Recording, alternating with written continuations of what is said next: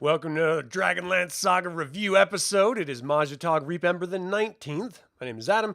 Today I'm going to give you my spoiler review of The Dark Queen by Michael Williams and Teri Williams. I would like to take a moment and thank the members of this YouTube channel and invite you to become a member yourself if you're not already. You can always pick up DragonLance gaming materials using the affiliate links in the description below as well. So, it's a win-win for everyone.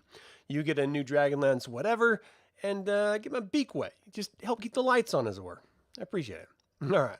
So the way these work is I'm going to give you my pre-written review, and these reviews are written as I'm reading the novel. So I usually try to break it up into quarters or thirds. In this particular case, it's thirds. And you're going to find that my perception of this novel completely changes from the first to the third act of this story. It is like a night and day shift. And it's all because of choices that the authors made. So if you've read this and you have a perspective that differs from mine, I welcome it. Put it up in the comments. And if you happen to have read this before and you have any thoughts that you want to share, put those up in the live chat if you're watching live, or just put it in a comment if you're watching this after the fact. And we'll get to it. We'll have a little bit of Dragonlance fun. I've had a horrible day today, so this is going to make it all better, right? Fingers crossed. All right. My expectations of this novel, being the worst in the entire series of Dragonlance novels, has been ruined by the first third of this novel. While the writing style of Michael and Teri Williams is more akin to poetry than fiction, the story itself isn't bad. Takhisis is trying to recover and manifest on Krynn after being banished in the Third Dragon War by Huma. To do this, she's convinced the Kingpriest of Istar that he can marry an elusive red-headed woman if he procures a vast amount of sacred opals from beneath Istar. The Kingpriest, being a piece of work himself, has enslaved the now extinct Lucanesti Elves, who lived for millennia before Huma, and even made prophecies about the fall of Istar and the coming Cataclysm. These elves are known for being able to easily locate these opals, so they've been enslaved for it. There's another prophecy about a band of nomads who can overthrow Istar and place their leader up as the new Kingpriest.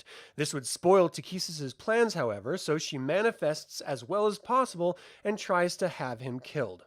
Now, before I go on, the first question that you should be asking is, wait, the Kingpriest can marry someone? Yeah, they changed it. And the second question, which you wouldn't know unless you read it, would be, wait, priests can use edged weapons? Yeah, it's a choice in this.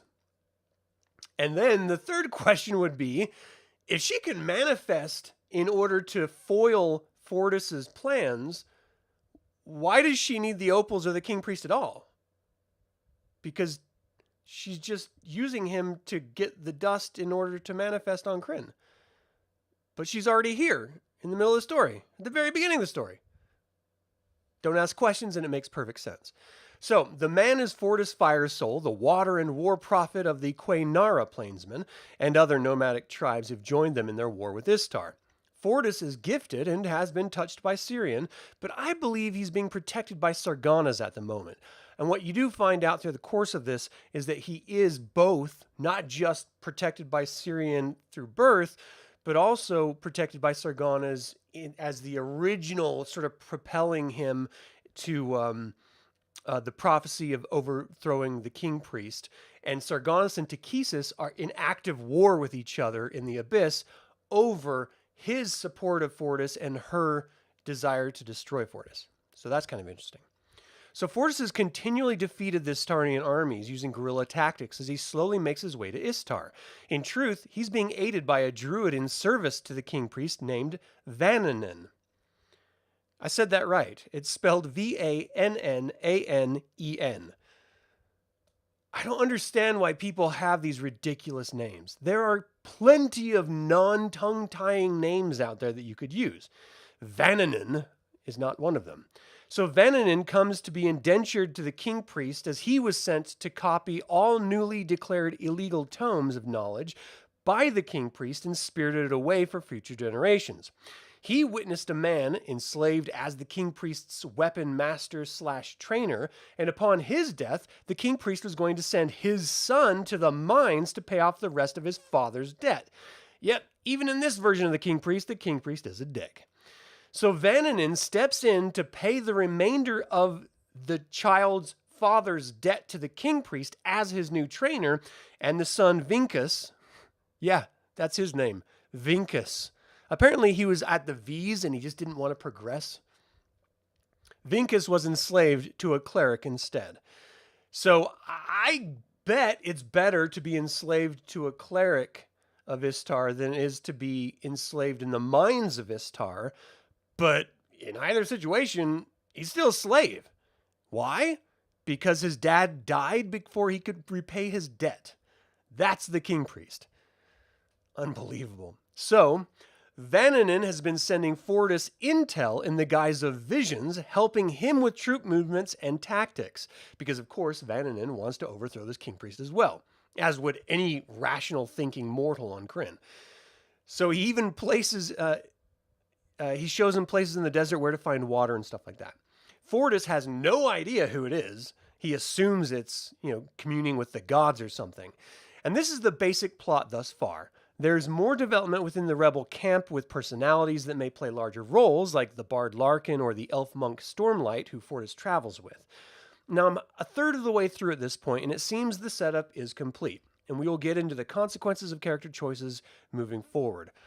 I do want to sort of put a pin in this and point out that the disparity between the role-playing game of Dungeons & Dragons in the campaign world of Dragonlance and the novels written in the campaign world of Dragonlance has been there from the beginning.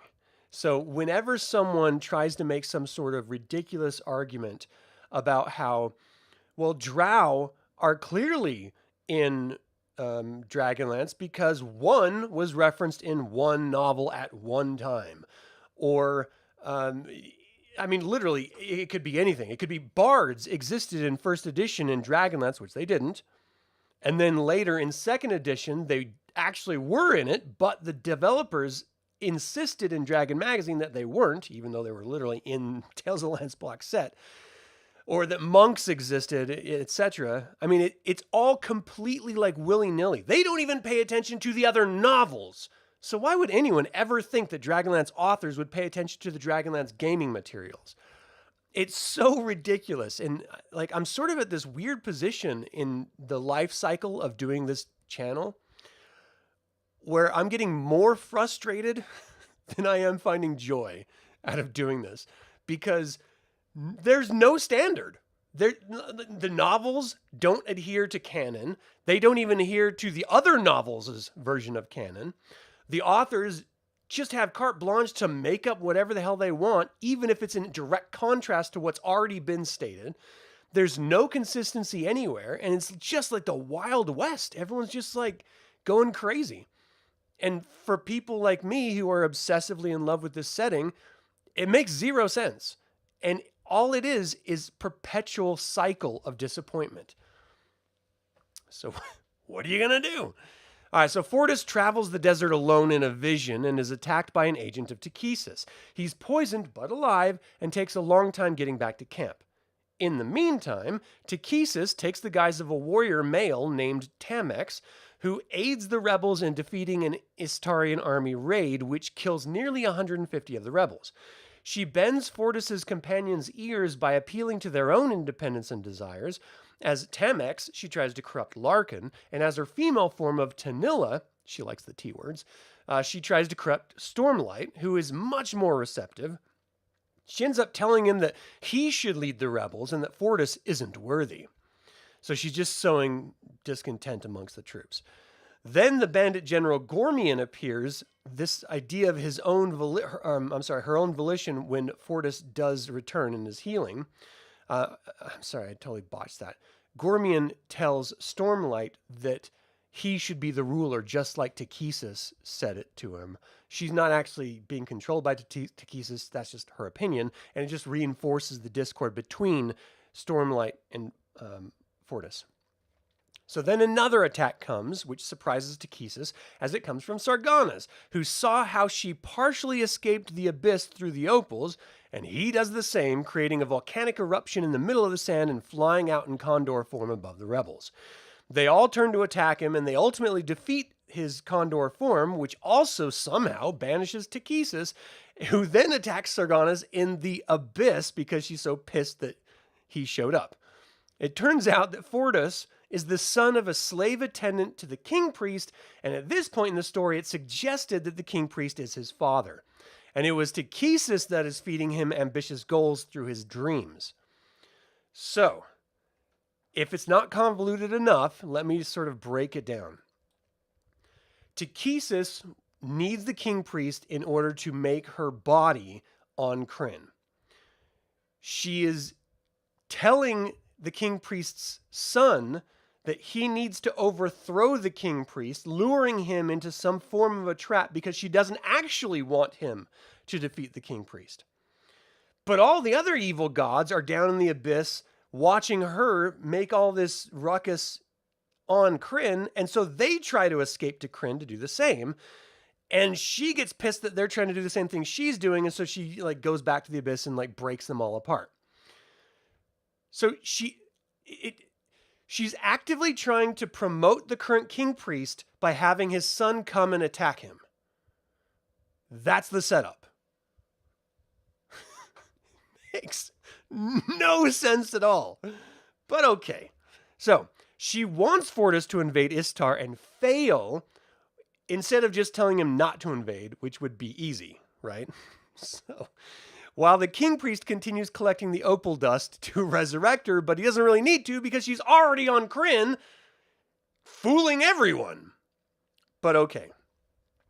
We travel back to Istar where the slave boy Vinkus, remember the cleric's slave, is watching the city swell with visitors due to the holiday season of Shinarian. This is like a Halloween or something like that. It's like a just big holiday. So only this is a different vibe than past year's holidays. He discovers that the elite regiment of Istar, the 6th Legion, has been recalled to Istar by the Kingpriest in secret to protect it when the rebels do attack. So the father's being told by Takhisis that the son is coming to attack. Takhisis is telling the son to come attack, but she is then telling the Kingpriest to bring in all of his legions to defeat the son that she told to come and attack from attacking.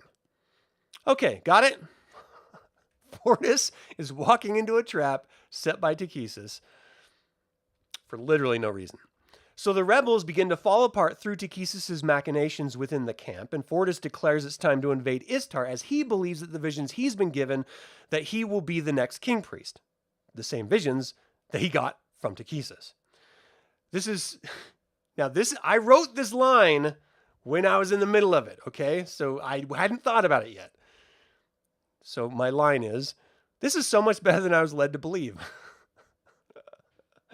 Oh, naive Adam from yesterday. Who doesn't like a story about Takhisis messing with those who would otherwise mess up her plans? That was my thought, which has since changed from yesterday.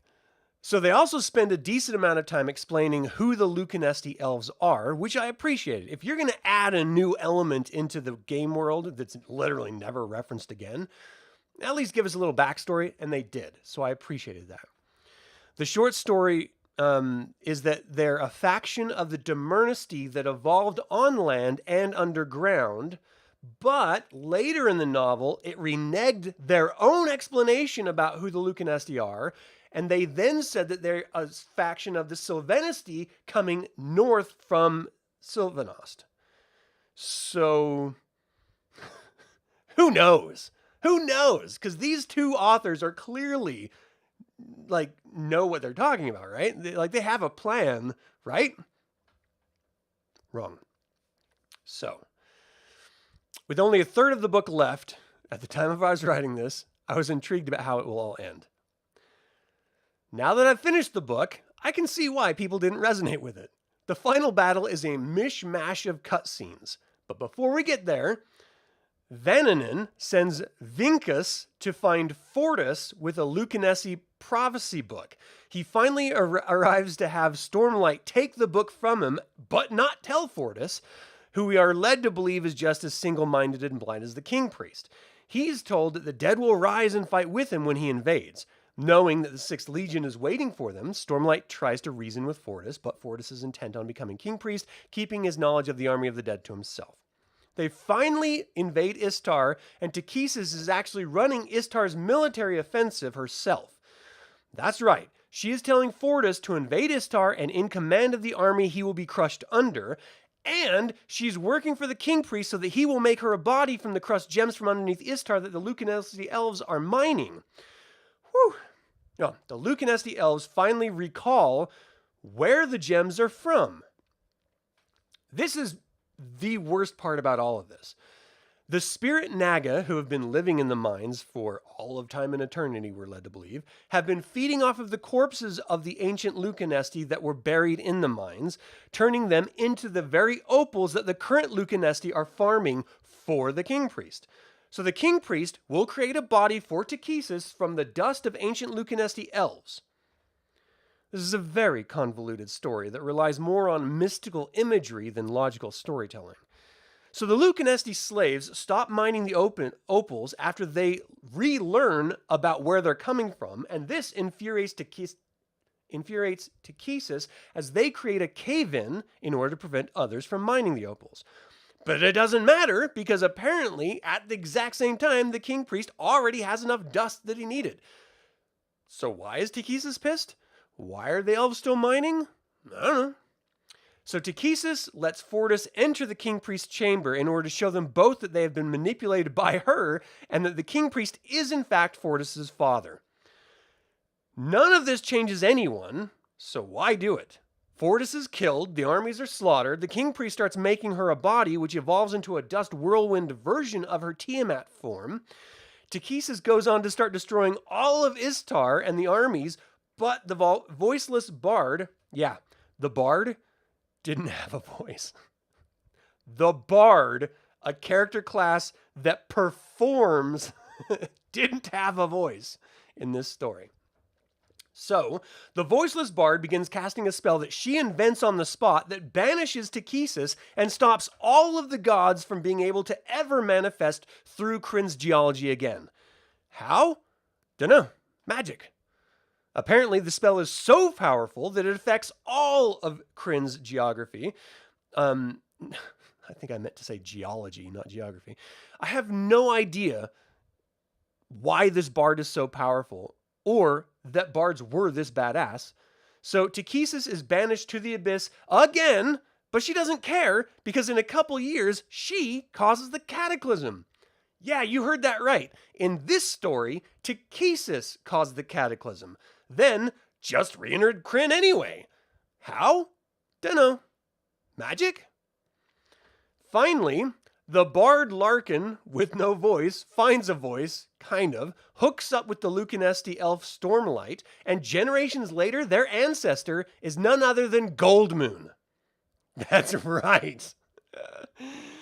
Yeah, so this is such a horrid final act to the story that I can't help but feel like we're being trolled by the authors.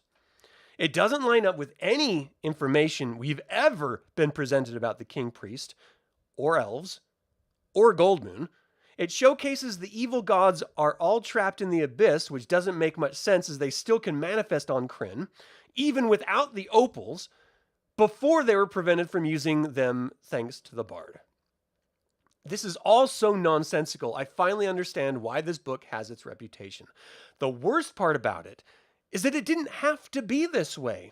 If they would have made the Kingpriest one of the earlier Kingpriests and not Beldina's, then all of the problems would have vanished from the Kingpriest's perspective. Get rid of the nonsense opal mining storyline, because it was completely pointless. Focus on the bloodline of the Kingpriest and Fortis as the god's machinations, and it is infinitely more interesting, and it doesn't break established canon. This seems to be the case of shoving far too much into a story, hoping that it would make it compelling, and instead, it's a hit and a miss.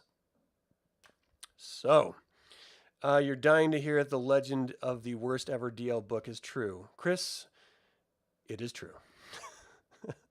John, how you doing? Thanks for tuning in. Just give love to Lord Soth and everything will be all right. That's true, too. The Villains series was supposed to tell origin stories of the major villains from the Chronicles, but this doesn't seem to have anything to do with Takhisis' origin. No, and it was never really supposed to. In the perfect world, had this story made logical sense, it would have been Takhisis' attempt to use the Kingpriest to get out of the abyss where she was banished from Huma. That premise is great. It's a great idea. Why not? She ultimately uses the temple of the Kingpriest to come back into the world anyway, so why not use the guy himself, right? But why make so many crazy changes when the Legends trilogy already exists and has already set up who the Kingpriest was and what he did? Why change it all? It's just so illogical that they did that. I just can't understand it. Hey, Jason, thanks for tuning live. So ultimately, that is my review of The Dark Queen by Michael Williams and Teri Williams. What did you think of this new version of the Kingpriest? Do you like it when new sub-races are presented in stories like this? And finally, how do you feel about this new version of Goldmoon's heritage? You can email me at info@dlsaga.com or comment below.